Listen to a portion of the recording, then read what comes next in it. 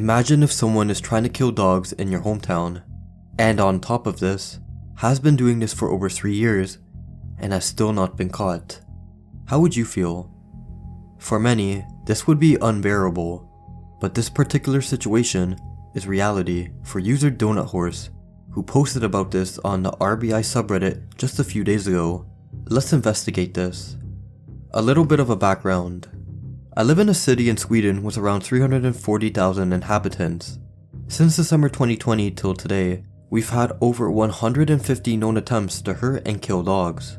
The perpetrator in most cases deploys small baked bread buns containing sharp, handmade stars made out of pieces of tin cans. Sometimes the buns are dropped in plain sight, near bushes, under leaves, and so on. Since 2021, a ton of dogs have ingested these buns, and at least 4 dogs have been rushed to the vet. A majority of these cases and rumors were circulating on Facebook, but small progress was being made.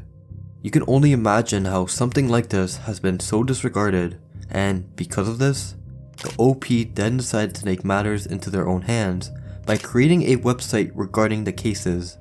A great amount of dedication was put into this as they spent hours doing their own investigative research.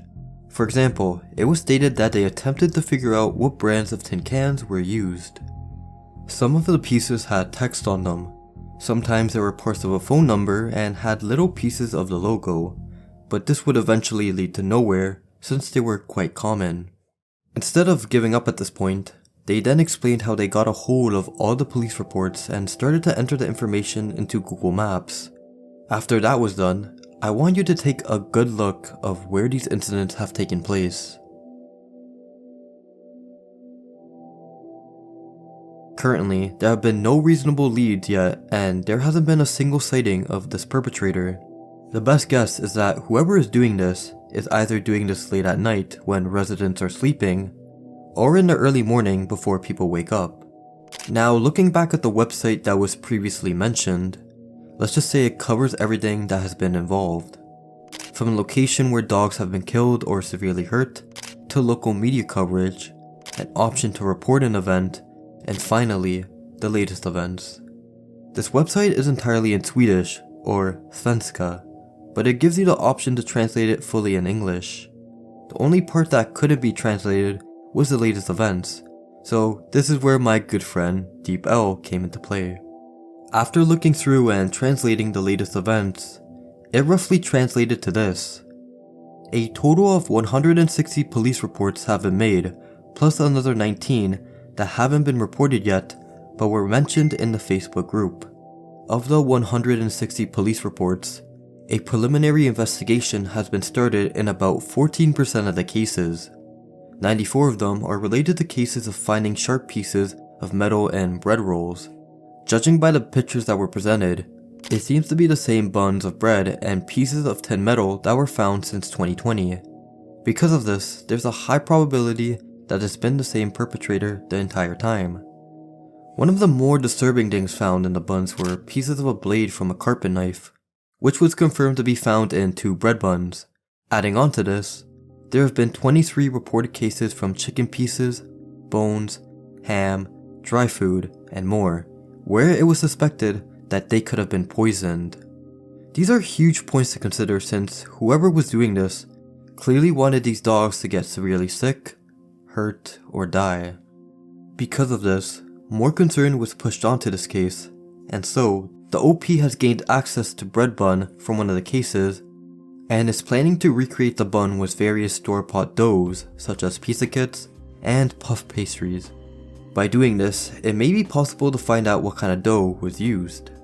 Looking for the tin cans were also needed to be found as well, but luckily, a couple of them have been confirmed. Dandy tomato paste is the first brand, which has been sold at a local grocery store named Luco Food. Yaila is the other brand and is sold as cheap feta cheese known as Chiflik Piniri. Similar to the tomato paste, this product is often sold in a lot of smaller stores in Malmo. Things get even better for this case since national media has made coverage on this horrible case.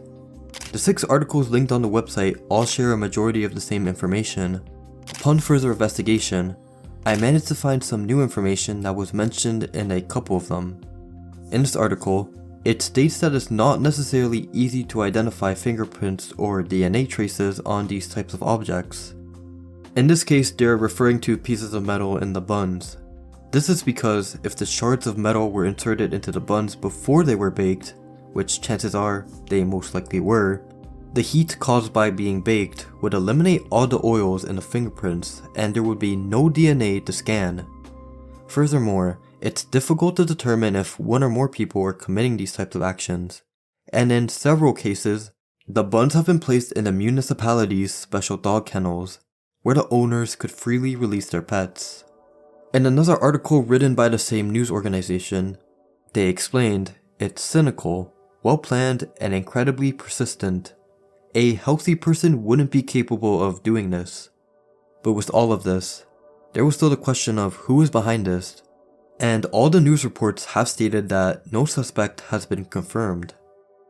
So, what now? Looking back at the Reddit post, many people have left their concerns and possible reasonings on what can be done.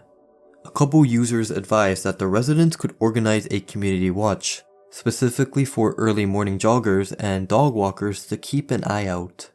This is an important suggestion, since looking back at the latest events, it was confirmed that in 120 of the cases where the time was specified, 52 of them were reported to have occurred in the early morning before 10 AM. In a majority of the police reports, it was stated that dog owners walked the same street the evening before and found no bread buns whatsoever, but when they walked the next morning on the same route, there were buns everywhere. It was also suggested that they could do regular sweeps to pick up the buns before they get eaten, and this would reduce the number of them out there. On top of this, they could also be using dogs to track down the scents. From what is observed, it doesn't seem that the person changes their recipe, so maybe a dog could find the pieces of bread before they're eaten, and possibly track down a person dropping them. The map provided shows that whoever is doing this is constantly traveling and on the go due to how widespread the incidents were. Geographical profiling is something that should be considered in this situation. It might be that whoever is doing all of this is living in the area where the incident occurs the most. It's not that common for killers and criminals to commit crimes out of their living area, and then slowly scatter to not make it suspicious, which is clearly shown on the map. It was also noted by one of the commenters that it would be a good idea if the OP notices any particular route that these incidents are being laid. They could figure out what time they're out and possibly try to film this person, but at least to me, I don't see too much of a pattern. The only oddity is that there's a huge gap in the distribution of these buns just west of Folkets Park. This area was later confirmed to be Molevenstordient and Pilgrimsparken. The specific area is central with a lot of people, there's a ton of local pubs, and some areas do have cameras. With this in mind, the person could either live there, or just knows there's a higher risk of being caught. Or even both. A ton has been discussed pinpointing the different locations on the map and trying to determine any hotspots. But one location in particular could hold some crucial information.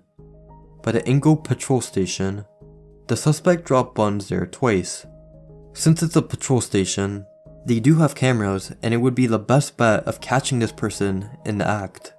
Besides just looking at the map, the OP has added an image that marks out the days with attacks. In some cases, there are multiple attacks in a day. Looking at the calendar, there's no real pattern and the attacks seem to be all scattered. It can be examined that most attacks occur on the weekdays. However, what did catch the attention of myself and many was the gap in June and July 2021 and the gap in May, June, and September of 2021. No attacks were documented those months, which raises a ton of curiosity. So, why were no attacks committed those months? Well, some have speculated that the person doing this is possibly working as a university staff member, is a student, or simply just away for the summer. The OP adds on to this by stating that almost every working Swede has at least 4 coherent weeks of paid vacation during summer, which could also explain the lack of reports. So chances are, these gaps are just related to vacations. With that out of the way, Let's look at some of the theories proposed. One of the more popular ones, and the first theory that was suggested, is that the suspect works at a pizza place near the park. With this information, they could possibly take expired or leftover dough after their shift and bring it to their home to bake the metal in dough balls as shown. A second theory is that the perpetrator might be someone who lives in the area. One person suggested that checking out the town's Facebook and dog owners page, if there are any. If so, search the groups for anyone complaining about dogs being off leash in nearby parks, or about seeing dog poop on the ground. It could be someone who's very involved in the community and has made a number of complaints regarding these dogs, but hasn't been taken seriously by the council or police.